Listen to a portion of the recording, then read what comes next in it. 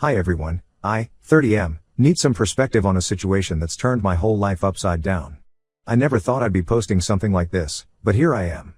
I've been married to Thea, 28F, for 5 years, and we have a beautiful 3-year-old daughter Zaylee. We met during our final year of college through mutual friends at a party. She was studying business administration, and I was finishing my degree in finance. Some background is important here. I come from what you'd call a wealthy family.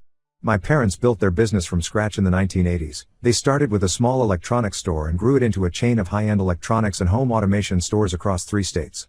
They worked incredibly hard to give me and my sister the best of everything, but they also taught us the value of hard work.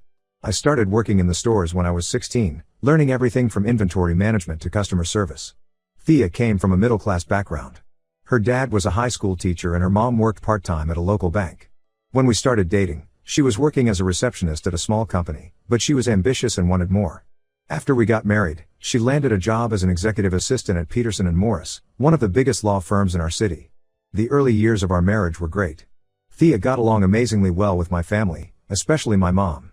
They would go shopping together, have lunch dates, and Mom even taught Thea all our old family recipes. My mom always wanted a daughter. She had my sister Lisa and me, and she treated Thea like the daughter she never had. My sister Lisa, 32F, was the only one who seemed hesitant about Thea from the beginning.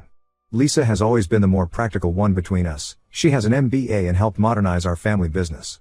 She would often tell me that something felt off about how interested Thea was in our family's money and business. She noticed how Thea would always steer conversations toward finances and future inheritances, but I dismissed it as Lisa being overprotective. After all, Lisa had gone through a bad breakup with someone who tried to take advantage of our family's wealth, so I thought she was just projecting her past experiences onto Thea. Everything changed last year when my parents died in a car accident. They were driving back from their vacation home when a drunk driver hit them on the highway. It was devastating for all of us, but especially for me since I had just had lunch with them the day before. Thea seemed incredibly supportive during this time. She handled a lot of the funeral arrangements, helped me deal with paperwork, and attended all the meetings with lawyers about the estate. My parents had everything properly planned out. They left the business equally to Lisa and me, set up trust funds for both our kids. Lisa has a 6-year-old son, and had detailed instructions about how everything should be managed. The trust funds were specifically set up to pay for our children's education and give them a start in life, but with strict conditions about how and when the money could be accessed. About 6 months ago, I started noticing changes in Thea's behavior. She began working late almost every night, saying her boss needed her help with important cases. She bought a whole new wardrobe, started getting expensive highlights and treatments at high-end salons, and was constantly on her phone. At first, I thought maybe she was just trying to look more professional for work, but something felt off. She became extremely protective of her phone, always keeping it face down and taking it with her everywhere, even to the bathroom. She changed her password and started using her fingerprint to unlock it. When I mentioned this change casually, she got defensive and said she needed privacy for work-related matters. The real red flag started when she began pushing for changes to our financial arrangements. She suggested we should move the inheritance money from my separate account into our joint account to simplify our finances and make things easier to manage. When I hesitated, she started guilt-tripping me, saying I didn't trust her and that married couples shouldn't have separate finances. Then she started insisting that we should add her name to Zaylee's trust fund account. She claimed she was worried about Zaylee's future if anything happened to me, but this made no sense because the trust fund was already legally protected and set up specifically for Zaylee. My parents' lawyers had structured everything carefully to ensure the money would be used only for Zaylee's benefit. What really bothered me was how Thea started criticizing my sister's role in the business. She kept suggesting that Lisa had too much control and that as my wife, she should have more say in how things were run. She even tried to sit in on business meetings, claiming she wanted to learn more about the family business. Lisa pulled me aside after one of these meetings and told me that Thea had been asking strange questions about our banking arrangements and company accounts. Last month, everything fell apart. I was working late at our main store location, finishing up some inventory reports, when Thea's boss's wife Jennifer came to see me. She introduced herself and said she had something important to show me. Jennifer had discovered that her husband Felix, 42M, was having an affair with Thea for the past 8 months. She had evidence, text messages, hotel receipts, photos of them together at restaurants, and even pictures of them kissing in his car. But what made me sick to my stomach were the emails Jennifer found. Thea and Felix had been discussing plans to get access to my inheritance money. Thea told him she was working on convincing me to move everything to joint accounts so she could access it easier when the time comes. They even joked about how naive I was for trusting her so completely. I couldn't sleep that night, but I didn't confront Thea immediately. The next morning, I met with our family lawyer. He reviewed everything and explained that while Thea couldn't touch the trust fund because of how my parents set it up, any money I moved to joint accounts would be considered marital property and she'd be entitled to part of it in a divorce. He also helped me look through our bank statements, and I discovered Thea had spent over $50,000 from our joint account in recent months on hotels, shopping sprees, and gifts, presumably for Felix. I spent that day moving all my personal money out of our joint accounts, leaving only enough for regular household bills. I changed all my passwords, contacted a divorce lawyer, and started gathering important documents. When Thea couldn't access the main accounts that evening, she completely lost it. She called me at work screaming about how I had no right to cut her off and demanding I give her access again. That's when I confronted her with everything I knew. At first, she tried denying it all, claiming Jennifer was lying because she was jealous of Thea's close working relationship with Felix. But when I mentioned the emails and bank statements, she broke down. Instead of apologizing, she turned it around on me. She blamed me for being too focused on the business after my parents died. She said Felix appreciated her in ways I didn't, and that she deserved access to my family's money because she had supported me through my grief.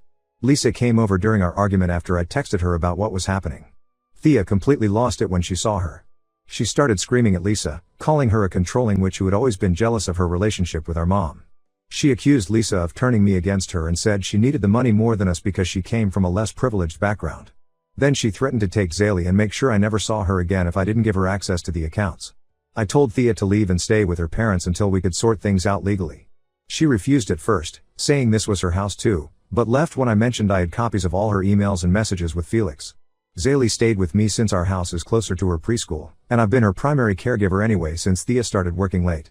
Thea's parents have been calling and texting nonstop, saying I'm being cruel and should give her another chance for Zaylee's sake. They say everyone makes mistakes and that throwing away our marriage over one indiscretion is selfish. Lisa thinks I did exactly the right thing protecting the money and supports my decision completely. Some of Thea's friends are saying I overreacted and should have talked things through before taking such drastic action. They say I'm being controlling with money and that Thea probably only looked elsewhere because of that. I know she's still my daughter's mother, but I can't trust her anymore after discovering she was basically planning to steal my family's money while cheating on me. Ida for protecting my assets and cutting her off like this? Should I have handled it differently? Update 1. I want to update everyone about what's happened since my last post. Things have spiraled in ways I never could have imagined. The support from my original post really helped me stay strong through what came next, because everything got much worse. The day after I posted, Thea started her revenge campaign. She went on social media and posted a long message claiming I had been emotionally and financially abusive throughout our marriage. She said I controlled all the money, made her beg for basic necessities, and that's why she had to turn to Felix for support. Most of our mutual friends knew this was completely false. They had seen me buy her expensive gifts, watched her shop freely with our credit cards, and knew she had full access to our accounts until I discovered the affair. But what really floored me was discovering that Thea had completely drained Zaylee's college savings account. This was separate from the trust fund my parents set up. It was an account we started when Zaylee was born where we put money every month for her future.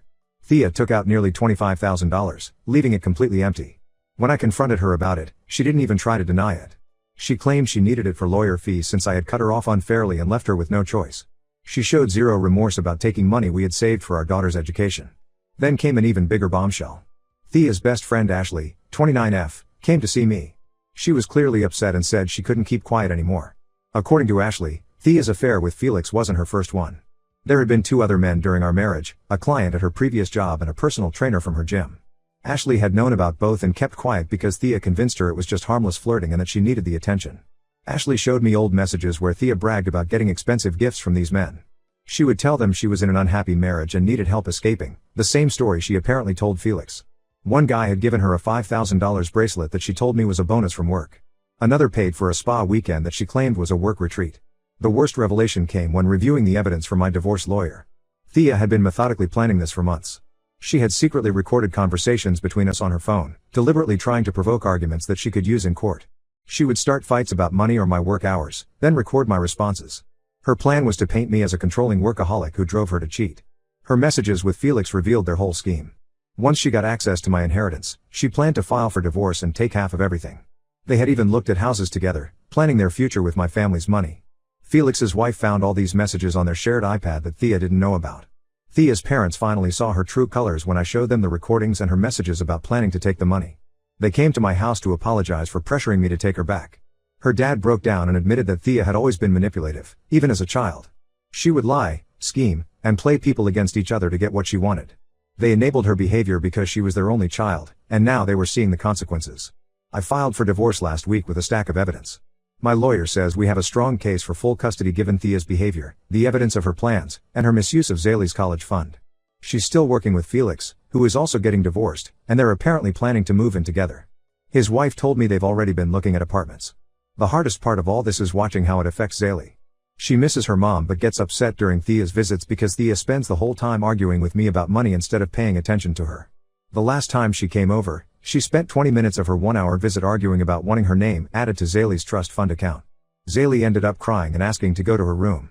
I've started recording all our interactions because Thea keeps making false accusations. She told her lawyer I yell at her in front of Zaylee, not true, and that I turn Zaylee against her, also not true. The recordings protect me, but it's sad that I need them. My sister Lisa has been my rock through all this. She handles things at the business when I need to deal with lawyers or take care of Zaylee. She was right about Thea from the start, and I wish I had listened to her instincts years ago. Thea's latest demand through her lawyer is that she should get half of my share in the family business as compensation for supporting me through my parents' death. She claims she earned it by helping with funeral arrangements and paperwork. My lawyer says she has no chance since it's inherited property, but it shows how delusional she's become about what she thinks she deserves. I'm beyond grateful that I trusted my gut and protected our assets when I did. Who knows how much more damage she could have done if I hadn't caught on to her plans when I did. Update 2: The situation has exploded in ways I never expected. Thea's life has completely fallen apart, and somehow she's still trying to drag me down with her. Last week, Thea's boss Felix suddenly fired her from the law firm. At first, I thought it was because their affair had become too obvious, but the truth was much worse. The firm discovered she had been stealing money for months. She had been falsifying expense reports, charging personal expenses to client accounts, and even billing clients for hours she never worked. The firm's partners uncovered this during their annual audit. They found over $30,000 in fraudulent charges, everything from hotel stays with Felix to shopping sprees at luxury stores, all billed to different client accounts. When they confronted her, she tried to blame it on clerical errors, but they had solid proof. Felix, who apparently knew about some of the fraud, tried to protect her initially. But when his wife threatened to expose his own misconduct at the firm, apparently he had been overbilling clients for years, he quickly threw Thea under the bus to save himself. The firm reported Thea's theft to the police but kept Felix's issues internal to avoid embarrassment. Thea showed up at my house at midnight, completely hysterical. She admitted everything, how she had been stealing from the firm for over a year to maintain her lifestyle with Felix. She said it started small, just charging a few personal meals to client accounts, but grew as she got bolder. The expensive salons, shopping sprees, weekend getaways with Felix, it was all paid for with stolen money. Then came an even bigger shock. The police investigation into her bank records revealed she had opened several credit cards in my name without my knowledge. She had somehow gotten hold of my social security number and other personal information, probably from our tax documents, and applied for cards online.